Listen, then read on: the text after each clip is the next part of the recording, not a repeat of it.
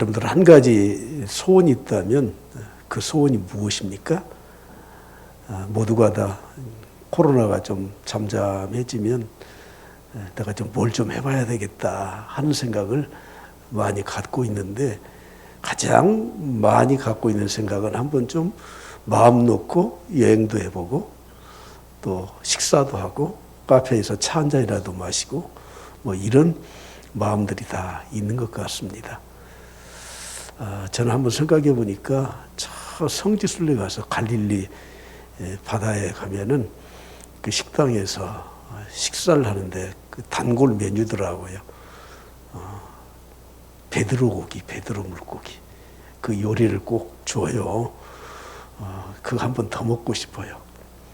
근데 갈릴리에서 잡은 그 베드로가 잡았다고 하는 그 고기가 상당히 손바닥 2개만큼 이렇게 큰 고기인데, 실제 무슨 맛이 뭐 독특한 건 아니고, 주님이 갈릴리 바다에서 고기를 잡다가 지쳐있는 그 제자들에게 미리 숯불을 피워놓고, 아마 그 고기 같아요. 그 고기를 구워서 먹였다는 그 마음 때문에 그 고기 먹고 싶은데, 여러분들 뭘 하고 싶으세요? 코로나가 끝나면 기회만 되면 저는 크루즈 여행도 한번 갔다 오고 싶습니다. 배 타고 한 달 정도 지중해 연안을 돌든지 태평양을 돌든지 그곳에서 편히 자고 먹고 뭐 배멀리가 좀 있을지 모르지만 하고 싶어요. 금년 여러분들의 기도 제목을 신년 송구영신 예배 때 한 사람이 하나 정도만 내라 그랬더니 서운하신가 봐요. 어떤 분은 막 2개, 3개, 여러 개도 내신 분도 계시고요. 왜 제가 그렇게 했냐면, 대부분 성도들이 가정을 평안케 하시옵소서, 교회를 부흥케 하시옵소서, 우리가 마땅히 해야 될 일들에 대해서만 기도 제목을 가지고 있는 것 같아서 정말 금년에 하고 싶은 것이 무엇인가 하는 것을 좀 같이 기도하고 싶어서 그랬던 겁니다. 여러분들에게 한 가지 소원이 있다면 그 소원이 무엇입니까? 제가 얼마 전 설교 중에 신앙생활은 무엇인가 한번 대답해 보세요. 신앙생활이 무엇이라고 제가 한번 말씀드렸어요. 하나님께 초점을 맞추고 사는 것이 신앙생활이다. 여러분, 우리가 하나님께 초점을 맞추고 살면 우리의 마음에 소원하는 게 생기게 되어 있어요. 그래서 그것을 우리의 기도 제목으로 삼기도 하고, 내가 현재 부족하고 힘들고 어려운 것들을 하나님께 초점을 맞춰서 이렇게 해결했으면 좋겠다 하는 생각을 갖게 되는데, 하나님께 초점을 맞추고 신앙생활을 하는 사람의 한 가지 소원이 있다면 그것은 주님이 주기도문에서 우리에게 가르쳐준 것처럼 하나님의 나라가 이미 하늘에서 이루어진 그 하나님의 뜻이 이 땅에 이루어지는 하나님의 나라를 이루고자 하는 그 열망과 소망이 생긴다는 것입니다. 오늘 여러분들이 모두가 다 하나님께 쓰임받는 사람이 될 수 있기를 간절히 축복합니다. 할렐루야. 오늘 주님의 사역에 대해서 간략하게 소개하고 있는데, 오늘 본 말씀 1절을 한번 다 같이 보시죠. 그 후에 예수께서 각 성과 마을에 두루 다니시며 무엇을 하셨습니까? 하나님의 나라를 선포하셨습니다. 무엇으로 하나님의 나라를 선포하셨습니까? 그 복음을 전하실세, 복음을 전하시면서 하나님의 나라를 선포하셨습니다. 그 일에 누가 동참했습니까? 12 제자가 함께 동참을 했습니다. 여러분, 예수님의 사역의 핵심은 하나님 나라 선포입니다. 복음을 전하는 것입니다. 그래서 주님이 공생애를 시작하시면서 첫 번째 했던 메시지가 무엇이냐면, 회개하라, 천국이 가까웠느니라, 천국에 대해서 선포하셨던 것입니다. 그러나 우리는 하나님의 자녀가 됐다고 하면서, 하나님을 믿는다고 하면서, 예수 그리스도의 제자로 산다고 하면서 우리의 관심은 하나님의 나라에 있는 것보다는 우리가 믿었으니까 하나님이 좀 복 좀 주세요. 그래서 이 땅에 해결해야 될 문제가 더 우리가 급하지 않습니까? 그러나 우리 주님은 온 예루살렘과 갈릴리에 두루 다니시면서 복음을 전하시는 그 일에 목적을 두셨다고 하는 것입니다. 사람들은 누구나 먹고 마시고 입고 사는 게 참 중요하게 생각해서 우리는 그것을 우리의 소원으로 삼고 살기도 합니다.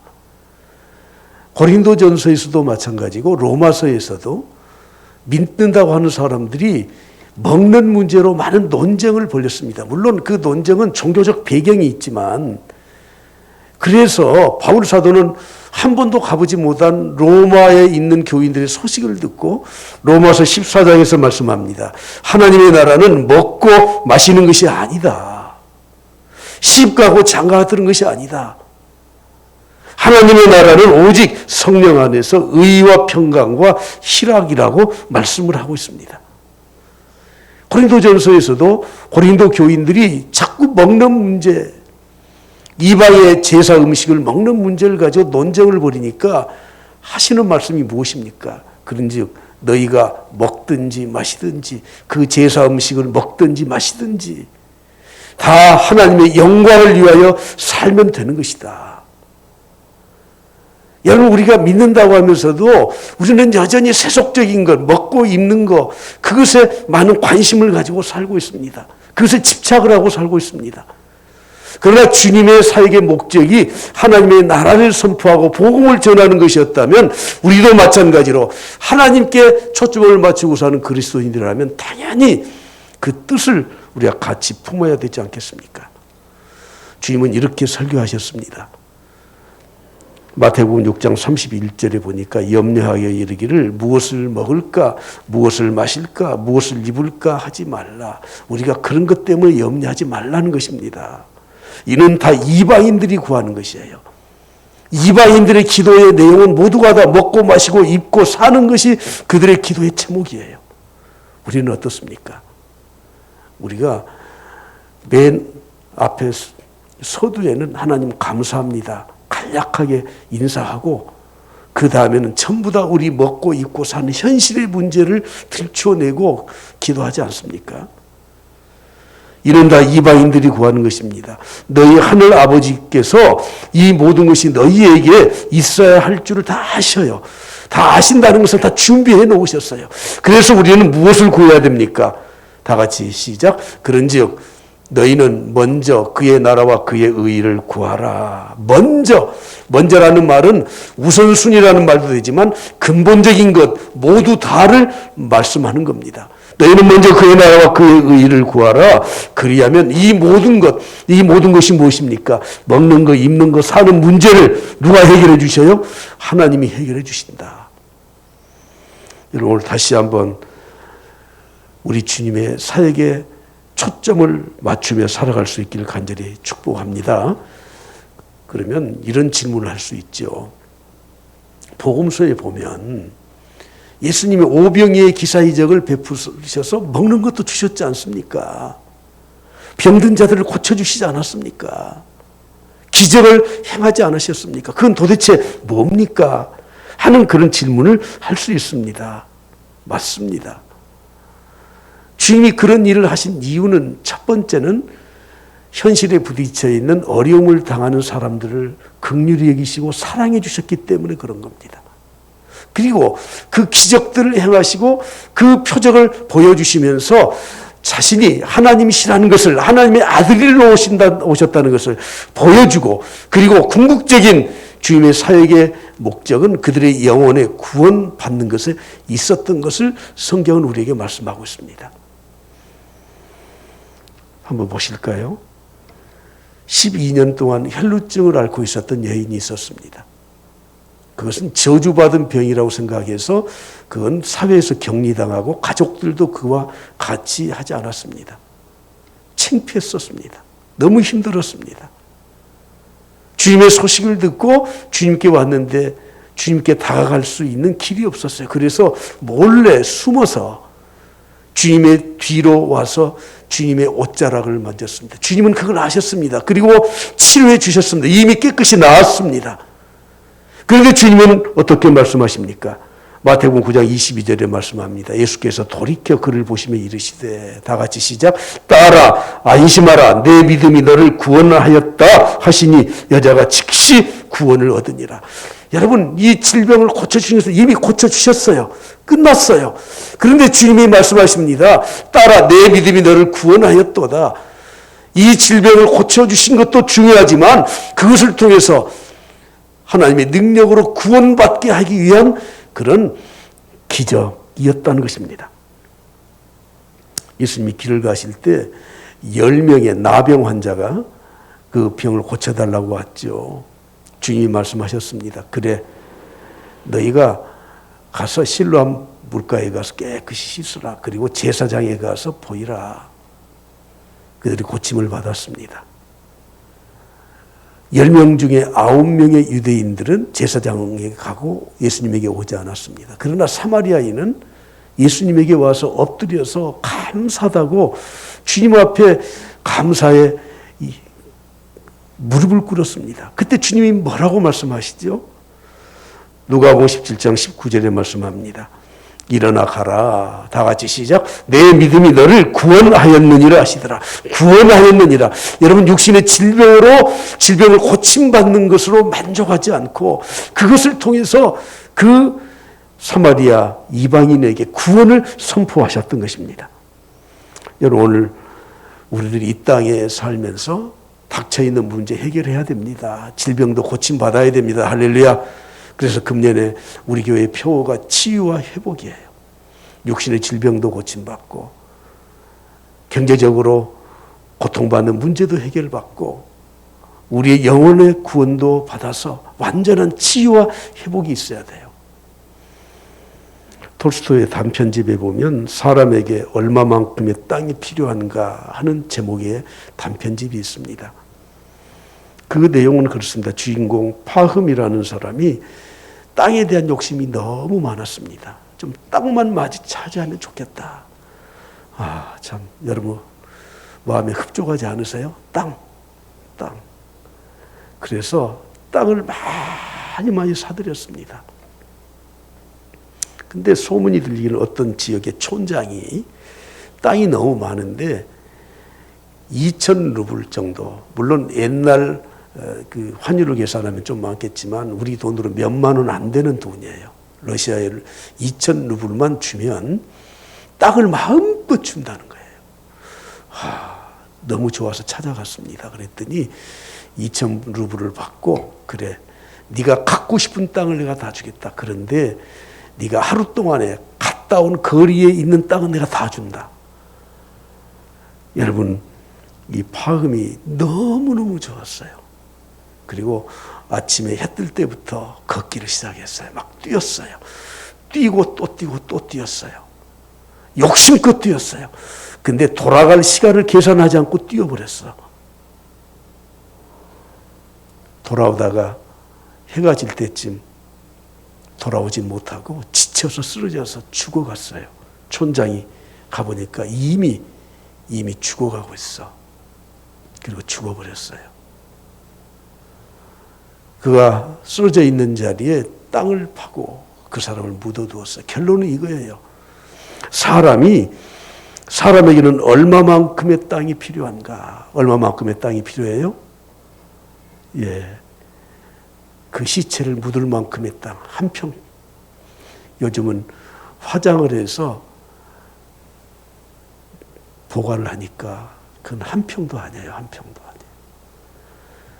사람들은 이 세상의 것에 너무 많은 집착을 하고 살아요. 결국엔 우리가 정말 필요한 것이 무엇입니까? 영혼의 구원을 얻는 거예요. 일시적으로 내가 고침을 받았다고 생각해 보십시오. 죽은 지 4일이나 되는 나사로가 살림을 받았어요. 지금도 살아 있습니까, 나사로가?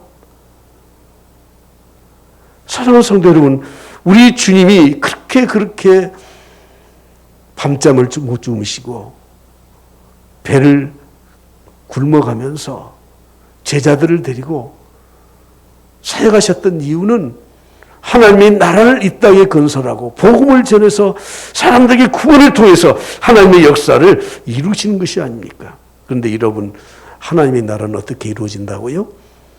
복음을 들을 때 이루어지는 것입니다. 로마서 10장 13절 이후에 이렇게 말씀하죠. 누구든지 주의 이름을 부르는 자는 구원을 받으리라. 그런즉 그들이 믿지 아니하는 이를 어떻게 부르리요? 듣지도 못한 이를 어떻게 믿으리요? 전파하는 자가 없이 어찌 들으리요? 여러분, 이걸 순서를 바꿨거든요. 전파하지 않으면 누가 듣겠습니까? 듣지 못하면 누가 믿겠습니까? 믿지 못하면 누가 주님을 부르겠습니까? 주님은 이 복음을 전파하기 위해서, 하나님의 나라를 이 땅에 세우시기 위해서 그렇게 제자들을 데리고 식사할 겨를도 없이 갈릴리와 예루살렘을 두루 다니면서 골목골목 다니시면서 복음을 전했다고 하는 것입니다. 코로나 백신이 2월 말에 우리나라에도 이제 주사를 맞을 수 있다고 하니까 저는 빨리 맞고 싶은데요. 예? 그거라도 좀 빨리 맞고 싶어. 우선순위가 주어질지 모르겠습니다. 여러분, 복음을 듣고 믿으면 구원을 받아요. 그래서 하나님의 나라가 이루어져요. 요즘 종교단체라고 하는, 기독교 선교단체라고 하는 인터콤이라는 단체가 지금 지상에 엄청나게 지금 뜨고 있지 않습니까? 그 단체는 1980년대에 세워진 선교단체예요. 제가 교회를 개척하기 전부터 그 단체를 알아요. 근데 그 사람들이 굉장히 열심히 있더라고요. 그리고 순수하더라고요. 평신도들인데 자비량 선교를 하면서 전문인 사역단체입니다. 참 괜찮다. 그런데 제가 그쪽에 관여하시는 광주의 지부장도 개인적으로 알고 있고, 얼마 지나니까 참 이상한 신학적 배경을 갖고 있더라고요. 그 사람들은 선교를 갈 때에도 이 이슬람 지역을 중심으로 선교를 가요. 순교를 각오하고 가요. 굉장히 자기의 이 전문 사역을 통해서 선교를 해요. 평신도들로 이루어졌습니다. 보니까 그 단체는 일부러 기성교회와 그리고 목사들을 다 제외시켰더라고요. 그리고 자기들 나름대로 선교단체에서 훈련을 시켜. 이게 문제가 되죠. 자연히 신학적 배경이 성경에서 출발하지 않으니까 문제가 돼요. 오늘 그 이야기를 다 말씀을 드릴 수가 없습니다. BTJ, 방탄소년 BTS가 아니고요. BTJ예요. Back to Jerusalem. 예루살렘으로 돌아가야 된다. 그래서 그들은 행정명령을 절대 지키지를 않고 1,000몇백 명이 함께 모여서 막 집회를 하고 막 기도회를 하고, 거기에서 경상북도 상주의 그 기도원에서 그래서 코로나에 감염된 사람이 1,000여 명이 지금 나오지 않습니까? 주님은 말씀하셨습니다. 그래, 바리새인과 서기관들, 저 사람들 참 형식적이고 저 사람들은 위선자들이다. 그러나 그들의 열심은 배워라. 그들의 열심은 배워라. 저는 이 인터코벳 선교단체에 대해서 물론 우리 교단에서는 이단성이 있다고 이미 판정을 해 놓았습니다. 그러나 우리는 그들의 열심을 배워야 되지 않습니까? 복음을 전해야 들을 수 있고, 들어야 구원을 얻을 수 있고, 주님을 부를 수 있고, 그렇다면 우리는 어떤 방법으로든지 전해야 돼요. 여러분, 요즘 우리는 만날 수 없잖아요. 잘 만나기가 힘들지 않습니까? 그러면 어떻게든지 복음을 전해야 돼요. SNS를 통해서라도. 그래서 개인적인 또 접촉은 못하지만 전화나 또 믿지 않는 우리 형제들, 우리 가족들, 전도 대상자들, 우리는 그들을 어떻게든지 사랑을 베풀면서 그리스도의 사랑으로 전해야 됩니다. 우리가 복음을 듣고 믿으면 치유됩니다. 할렐루야. 치유돼, 치유. 사탄의 권세에서 해방을 받고 하나님의 자녀가 됩니다. 복음을 듣고 믿고 주님을 부르게 되면 우리의 상처 입은 영혼이 치유됩니다. 복음을 듣고 예수 그리스도를 믿어서 하나님의 자녀가 되면 죄와 죽음의 법에서 해방이 되고 죽은 영혼이 살아나게 될 줄로 믿습니다. 우리의 모든 죄 사함을 얻는 하나님의 놀라우신 역사가 우리 안에 일어나게 되지 않습니까? 오늘 설교의 제목이 무엇입니까? 치유받은 자의 섬김이에요. 저는 1월 첫 주부터 치유에 대해서 1월 마지막 주까지 5주 동안 치유에 관련된 말씀을 준비했습니다. 지난주에는 치유하신 하나님이시죠. 오늘은 치유받은 사람들이 어떻게 섬기는가 하는 겁니다. 먼저는 예수님의 제자들입니다. 그들은 예수님과 동역할 때부터 각 성과 마을에 두루 다니면서 복음을 전했습니다. 1절 말씀을 다시 봅니다. 그 후에 예수께서 각 성과 마을에 두루 다니시며 하나님의 나라를 선포하시며 그 복음을 전하실세 12 제자가 함께 하였고, 이들은 예수 그리스도의 제자가 된 이후에 주님을 섬기면서 두루 다니면서 복음을 전했습니다. 그런데 주님과 제자들만 두루 다니는 게 아닙니다. 욥기 1장에 보면 여호와께서 사탄에게 물었습니다. 너 어디 다녀왔냐? 그랬더니 사탄이 여호와 하나님께 대답합니다. 다 같이 보시죠. 이 땅을 두루 돌아 여기저기 다녀왔나이다. 땅을 두루 돌아다녀요. 우스 땅에 있는 욥이라는 사람 보았느냐? 예, 보았습니다. 두루 다녀요. 여러분, 지금 우리는 두루 다니질 못해요. 우리는 사람들을 접촉할 수 없어요. 그러나 영으로 있는 사탄은 두루 다니면서 사람들의 마음을 헤집어 놓아요. 특히 불신앙의 마음을 가지고 있는 사람들에게 들어가요. 하나님에 대해서, 교회에 대해서, 신앙에 대해서 불만을 가지고 있는 사람들에게 들어가요. 염려, 걱정, 근심 가운데, 절망 가운데 있는 사람들에게 사탄은 역사하기 시작합니다. 두루 다닙니다. 베드로 사도는 자신이 사탄의 이 꾀임에 넘어가서 주님을 모른다고 3번이나 부인했던 연약함이 있기 때문에 베드로전서 5장 8절에 말씀합니다. 근신하라, 깨어라. 너희 대적 마귀가 우는 사자같이 두루 다니며 삼킬 자를 찾나니. 두루 다녀요. 요즘은 목사들이 신방도 잘 못 가요. 병원에 입원했다고 해도 차단돼서 못 가요. 그러면 여러분, 사탄이 먼저 가는 거 아셔야 돼요. 사탄이 신방한다니까요. 너 죽을 병 걸렸어. 어떻게 하나님의 능력으로 고침을 받아? 넌 죽어야 돼. 죽어야 돼. 사탄이 두루 다닙니다.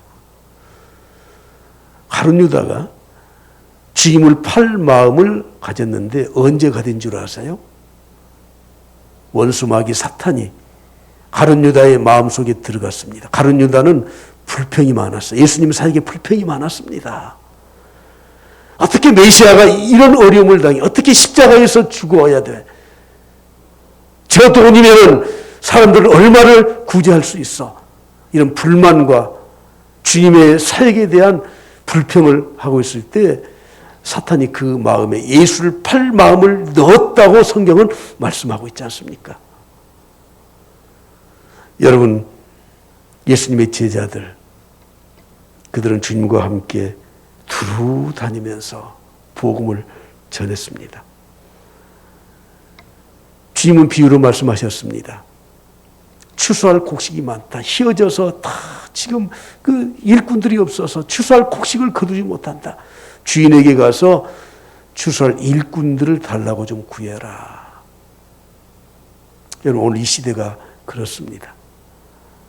코로나로 염려와 근심과 불안에 처해 있는 사람들에게 우리는 복음을 전해야 돼. 이때가 가장 복음을 전하기 좋은 때예요. 일꾼이 없어요, 일꾼이. 오늘 교육위원회 헌신 예배를 드립니다. 아니, 교사들 다 오지 못하는데 무슨 헌신 예배입니까? 예. 우리가 비대면으로 유튜브를 통해서 그곳에는 뭐 수천 명, 수만 명이 같이 할 수 있어요. 지난번 중보기도 헌신 예배 때 다 참석하지 못했지만 예배를 준비하신 위원들, 또 간증하신 분들, 얼마나 우리에게 큰 은혜를 주고 용기를 줬는지 모릅니다. 여러분, 하나님의 일에 대해서 교사나 성가대나 우리의 사역에 있어서는 절대 차선을 용납해서는 안 됩니다. 지금 할 수 있는 최선을 다하는 것이 하나님의 일을 하는 사람들의 태도여야 된다고 하는 거예요. 사역에는 차선이 없습니다. 최선입니다. 찬송 한 절 부르는데도 최선을 다해야 됩니다. 설교 원고를 쓰고 오늘 설교 준비하는 이것도 설교자는 최선을 다하는 거예요. 우리의 사역은 절대 차선이란 용납해서는 안 되는 겁니다. 그래서 주님은 헐벗고 굶주리고 머리 둘 곳이 없어도 사람들이 볼 때는 우습죠. 갈릴리 출신의 저 못난 저 제자 12를 끌고 다니면서 갈릴리와 예루살렘에 온 유다에 다니면서 골목골목 누기면서 말씀을 전하고 어제 했던 말씀 또다시 전하고 사역을 감당하지 않습니까? 주님은 복음이 필요한 어느 곳이든지 가셨습니다. 갈릴리에서도, 수도 예루살렘에서도, 빈들에서도, 바닷가에서도, 병자의 집에, 나병 환자의 집에까지 가셔서 복음을 전했습니다. 잔치집에도 가셨지만 초상집에도 가셨습니다. 회당에서 가르치셨지만 시장바닥 어귀에서도 가르치셨습니다. 회당에서도, 시장에서도, 산 위에서도, 그리고 길 가시다가도, 세리와 창기에게도, 바리새인과 서기관들에게도, 부자와 가난한 자 모두에게 복음을 전했습니다. 때를 얻든지 못 얻든지 복음을 전하라고 주님 말씀하시지 않습니까? 또 한 부류에 치유받은 그룹이 있었는데 여인들이에요. 오늘 본 말씀 2절 3절을 보십시오. 또한 악기를 쫓아내심과 병고침을 받은 어떤 여자들 곧 7 귀신이 나간 자 막달라인이라 하는 마리아와 헤롯의 청지기 구사의 아내 요한나와 수산나와 다른 여러 여자가 함께하여 자기들의 소유로 그들을 섬겼다고 말씀합니다. 사랑하는 성도 여러분, 치유받은 자만이 올바른 섬김을 섬길 수 있습니다. 치유받지 않고는 섬길 수가 없습니다. 로마서 5장 20절에 말씀합니다. 죄가 더한 곳에는 은혜가 더욱 넘쳤다. 치유를 받은 만큼, 죄 용서를 받은 만큼, 은혜를 깊이 체험한 만큼 더 섬기게 된다는 것입니다. 여러분, 막달라 마리아 7 귀신이 들렸던 여인이라고 소개하고 있죠. 7 귀신이 들렸다면 7이라는 수는 완전 수예요. 아니, 무슨 귀신 들린 게 있어? 있습니다. 귀신이 내 안에 내 인격을 완전히 장악해 해서 내 의지와 내 생각으로 살아가지 못하도록 해요. 물론 정신착란증, 정신분열증과 같은 현상을 보여요. 그러나 귀신 들린 것은 달라요. 제가 지난번에도 말씀드렸지만 제가 얼마 동안 미국의 캘리포니아 바이올리아 대학의 로즈마리 심리학 대학원에서 몇 주 동안 세미나에 참석했을 때 그때 심리학과 교수께서 특강을 하시면서 말씀하시더라고요. 자기가 현장에서 정신분열 환자들을 수도 없이 만나는데 자기는 학자예요. 그리고 그리스찬이에요. 귀신 들린 사람들이 대개 한둘은 꼭 있다는 거죠. 그것은 심리적인 치료, 투약으로는 해결되지 않는다는 거예요. 그 사람들의 특징은 항상 복음을 거부하고 복음이 전파되는 것을 가장 두려워하는 사람들. 특히 그 사람들은 인간의 초능력의 어떤 힘과 어떤 현상들을 가지고 접근해 온다는 거죠. 막달라 마리아 여인으로서 귀신이 들렸어요. 그것도 완전히 그의 인격을 장악하는 귀신이 들렸어요. 가족들에게도 외면당하고 사회에서 격리당하고 얼마나 창피합니까? 영적, 정신적 혼란을 겪는 사람이에요. 제가 케냐에 박성기 선교사님과 함께 선교사님이 사역하는 데는 마차코스입니다. 나이로비에서 한 2시간 들어가야 됩니다.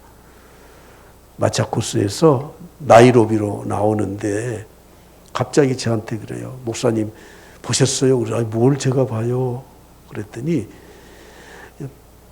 아스팔트가 까마잖아요. 흑인들 까맣죠.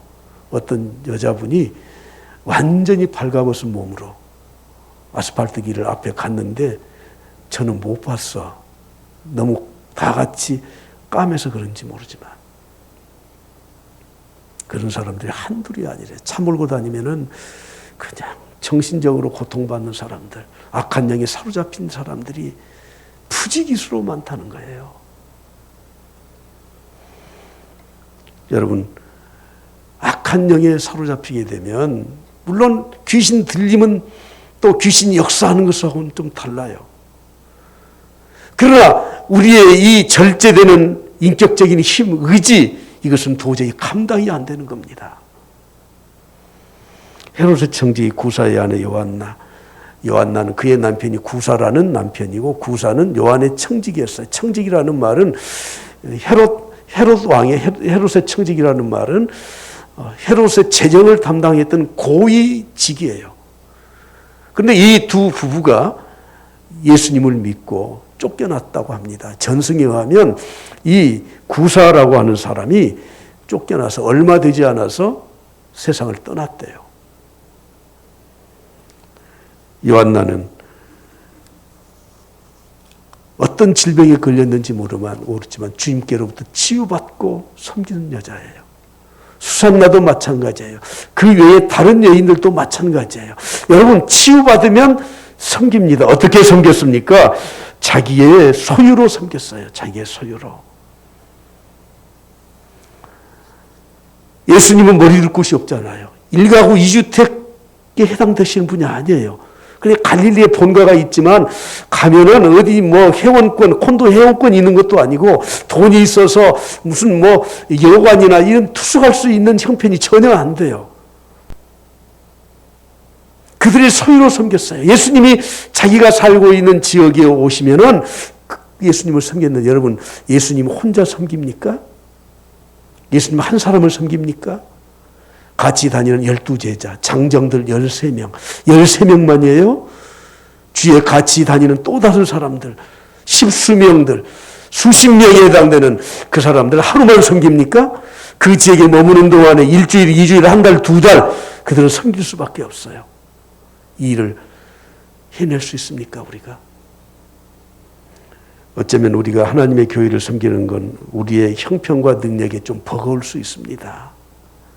그러나 치유받은 사람은, 구원받은 사람은, 은혜받은 사람은, 정말 하나님의 은혜를 간직하고 사는 사람들은 그것이 버겁단 말을 하지 않습니다. 성경에 섬긴다는 말이 여러 단어가 있는데 여기에 본문에 섬긴다는 말은 디아코네오예요. 자발적으로 헌신하는 것을 의미하는 것입니다. 예수님을 따르고 있던 부자 청년을 보십시오. 물질 때문에 그는 주님을 따르고 싶었지만 따를 수가 없었습니다. 그러나 이 여인들은 물질로만 섬긴 게 아닙니다. 제자들까지 십자가를 지시는 우리 주님을 다 떠나갔지만 그들은 십자가 곁에 있었습니다. 예수님이 십자가에서 돌아가신 후에 장례를 지낼 때에도 그들은 같이 있었습니다. 향유를 준비해와서 예수님의 장례를 치렀습니다. 그것이 부족하다고 생각해서 안식 후 첫날에 주일날 부활주일 바로 주님이 부활하신 그 날 아침 일찍 또 향유를 더 준비해서 주님의 몸에 부어드리려고 갔습니다. 그들은 부활하신 예수님을 처음으로 만난 사람들입니다. 그들은 120명의 성도들이 기도할 때도 그 자리에 있었습니다. 오순절에 성령 충만한 성령 강림 때도 그 자리에 있었습니다. 초대교회 예루살렘 교회를 그들이 도맡아 그리고 또 섬겼던 사람들입니다. 사랑하는 성도 여러분, 저는 이번 코로나라는 건 늘 설교 때마다 말씀드리지만 알곡과 쭉정이 천국의 알곡과 가라지를 갈라놓는 시금석이 되는 기간이라고 생각합니다. 이럴 때 주님을 떠나는 사람은 떠날 수밖에 없죠. 교회를 떠나는 사람은 떠날 수밖에 없어요. 그러나 정말 구원받고 치유받고 하나님의 은혜로 사는 사람들은 더 가까이 더 섬기면서 더 우리의 믿음을 다져나가는 기회가 될 것입니다. 오늘 우리 모두가 예수 그리스도의 복음의 은총으로 치유받고 회복되어서 하나님 더 잘 섬겨서 하늘나라에 큰 상급이 있고 할렐루야 천국의 알곡으로 우리 모두가 다 하나님 앞에 바쳐지는 영혼들이 될 수 있길 간절히 축복합니다.